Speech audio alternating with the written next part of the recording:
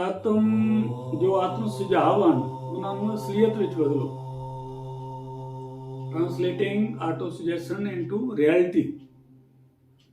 ਇੱਕ ਅਜਿਹੀ ਜਗ੍ਹਾ ਦੇਖੋ ਜਿੱਥੇ ਤੁਹਾਨੂੰ ਕੋਈ ਵੀ ਰੁਕਾਵਟ ਨਾ ਹੋਵੇ, ਨਾ ਰੁਕਾਵਟ ਕੋਈ ਬਣੇ। ਆਪਣੇ ਆਤਮ ਸੁਝਾਵ ਨੂੰ ਲਿਖੋ ਜੋ ਸਕਾਰਾਤਮਕ ਔਰ ਵਰਤਮਾਨ ਵਿੱਚ ਹੋਵੇ।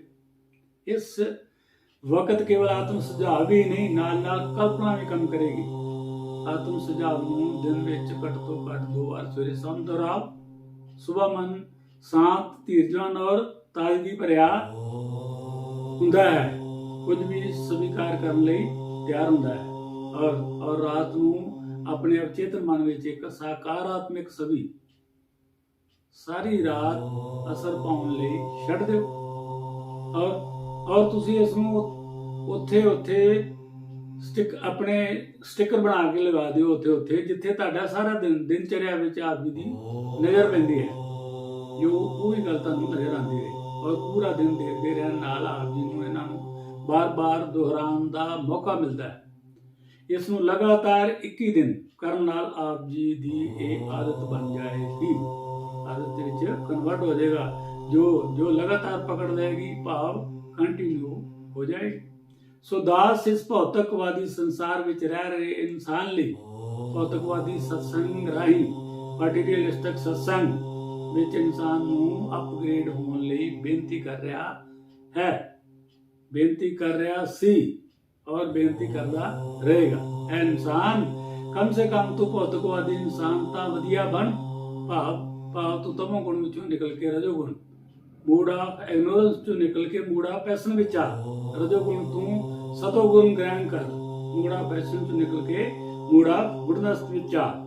ਇਹਨਾਂ ਸਭ 8-10 ਨੁਕਤਿਆਂ ਦੀ ਪਰਿਭਾਸ਼ਾ ਆਪਣੇ ਮਨ ਵਿੱਚ ਵਸਾ ਕੇ ਅੱਗੇ ਵਧਦਾ ਜਾ, ਸਤੋ ਗੁਣ ਵਿੱਚ ਪ੍ਰਵੇਸ਼ ਕਰਦਾ ਹੋਇਆ ਇਹ ਜੀਵ ਤੂੰ ਅਧਿਆਤਮਿਕ ਸੰਸਾਰ ਸਪਿਰਚੁਅਲ ਵਰਲਡ ਵਿੱਚ ਪ੍ਰਵੇਸ਼ ਕਰਕੇ ਪ੍ਰਭੂ ਦੀ ਸ਼ਰਨ ਗ੍ਰਹਿਣ ਕਰਕੇ ਸੱਚਖੰਡ ਧਾਮ, ਮੁਕਤੀ ਧਾਮ, ਭਗਵਤ ਧਾਮ ਪਹੁੰਚ ਜਾ।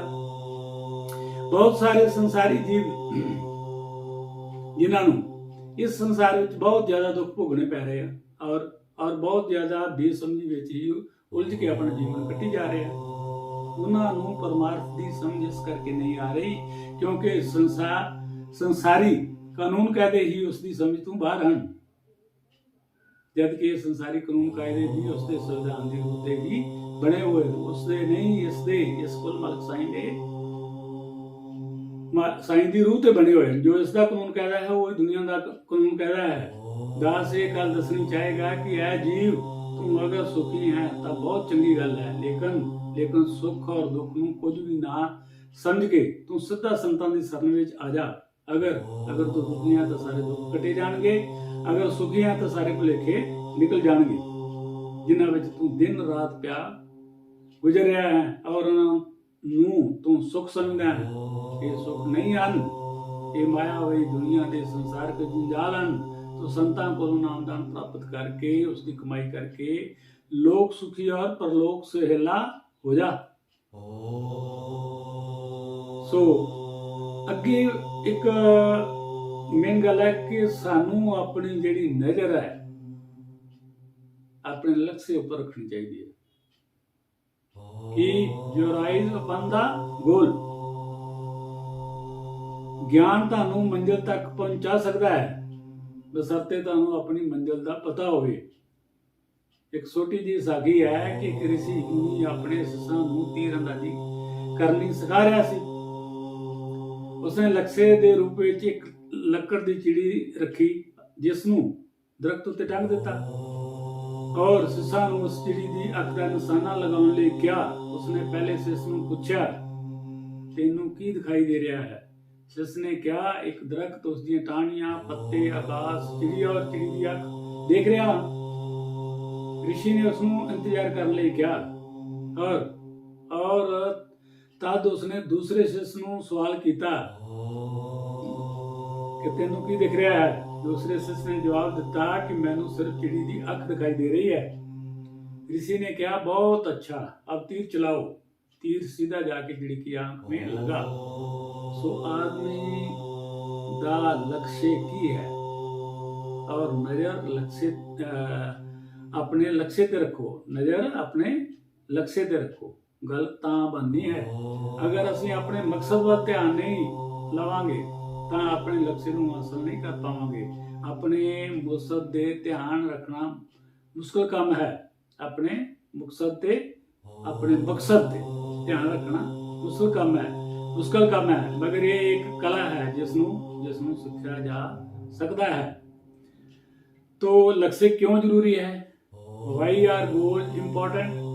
तेज धुप और मैग्नीफाइंग ग्लास के बावजूद कागज ਨੂੰ ਅੱਗ नहीं लग सकती। अगर मैग्नीफाइंग ग्लास हिलदा रहेगा ਅੱਗ नहीं लगती। अगर ਤੁਸੀਂ थोड़ी देर स्थिरता ਨਾਲ पकड़ के प्रकाश ਨੂੰ फोकस करोगे ਤਾਂ ਅੱਗੇ ਰੱਖੇ ਹੋਏ ਕਾਗਜ਼ ਨੂੰ ਅੱਗ पकड़ लेगी। ध्यान, एकाग्रता, फोकस और लक्ष्य ਵਿੱਚ इतनी ताकत ਹੁੰਦੀ है। ध्यान, एकाग्रता, फोकस और लक्ष्य ਵਿੱਚ इतनी ताकत ਹੁੰਦੀ है। ਇੱਕ ਵਾਰ ਇੱਕ ਰਾਹੀ ਚਰਾਹੇ ਵਿੱਚ ਖੜਾ ਸੀ।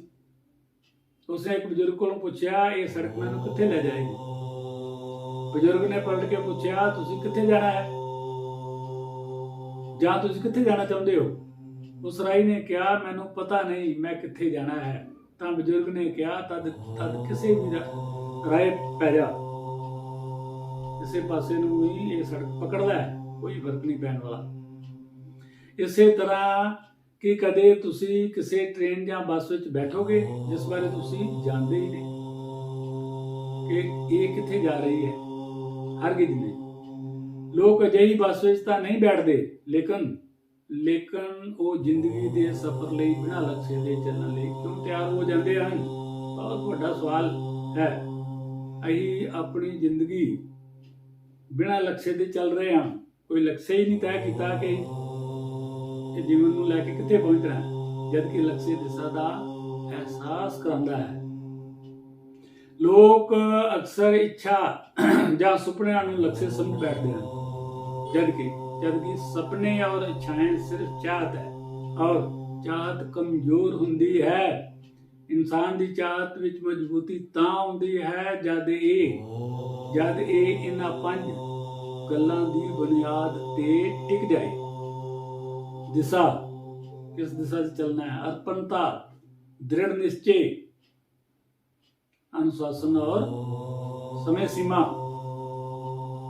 Direction, dedication, determination, discipline and deadline. ये पंजे इच्छा और लक्ष्य विच अंतर दसदे हन। लक्ष्य और इच्छा विच अंतर दसदे हन। सपनिਆਂ ਨੂੰ ਅਸਲੀਅਤ ਦਾ ਰੂਪ ਚਾਹਤ ਨਹੀਂ ਦਿੰਦੀ ਬਲਕਿ ਲਗਨ ਦਿੰਦੀ ਹੈ। ਨਿਸ਼ਚਿਤ और साफ लक्ष्य लिखो, ਇਸ ਨੂੰ ਹਾਸਲ ਕਰਨ ਦਾ ਪਲਾਨ ਬਣਾਓ। ਪਹਿਲੀਆਂ ਦੋ ਗੱਲਾਂ ਜੋ ਫੋਕਸ और लक्ष्य ਬਾਰੇ दसियां, रोज पढ़ो, सुनो और विचारो। सो लक्ष्य जो है वो बैलेंस्ड होने चाहिए ने, बिल्कुल बराबर होने चाहिए ने। गोल मस्ट बी बैलेंस्ड। साडी जिंदगी एक 6 पहिए वाहन की तरह है, जिन्हां विच एक भी पैंचर हो जाए तां ये जिंदगी अधूरी जी दिखाई देती है। इन्हां नूं बैलेंस्ड रखना है, इन्हां सब का बराबर ध्यान रखना है, तां ये जिंदगी रूपी वाहन उसनूं प्यारा लगता है। तो पहला है परिवार, फैमिली। साडा प्यारा परिवार ही जीवन और जीविका कमाने का मकसद है। आर्थिक दशा, फाइनेंशियल, साडा कैरियर और वो चीज़ां जिन्हां नूं पैसे नाल खरीदना हुंदा है। तंदुरुस्ती, फिजिकल, साडी सेहत जिसके बगैर किसी चीज़ का कोई मायना नहीं है। मानसिकता, मेंटल अवस्था, साडा ज्ञान भाव, नॉलेज और बुद्धि भाव, इंटैलीजेंस। समाजिक जीवन, सोशल लाइफ, साडे समाज विच हर व्यक्ति और संगठन दियां कुछ समाजिक जिम्मेवारियां हैं जिन्हां नूं ना पूरा करिए तां समाज टुटण लग जांदा है। तो छठा है सेवा है आध्यात्मिक यानी स्पिरिचुअल।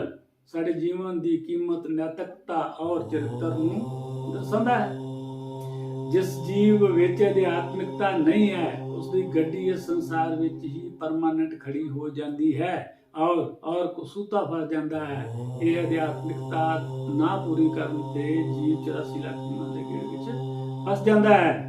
ਪਰਮਾਤਮਾ ਅਧਿਆਤਮਿਕ ਜੀਵਾਂ ਨੂੰ ਬਹੁਤ ਪਿਆਰ ਕਰਦਾ ਹੈ। ਅਜਿਹੇ ਜੀਵਾਂ ਦੀ ਉਸ ਨੂੰ ਬਹੁਤ ਜ਼ਰੂਰਤ ਹੈ।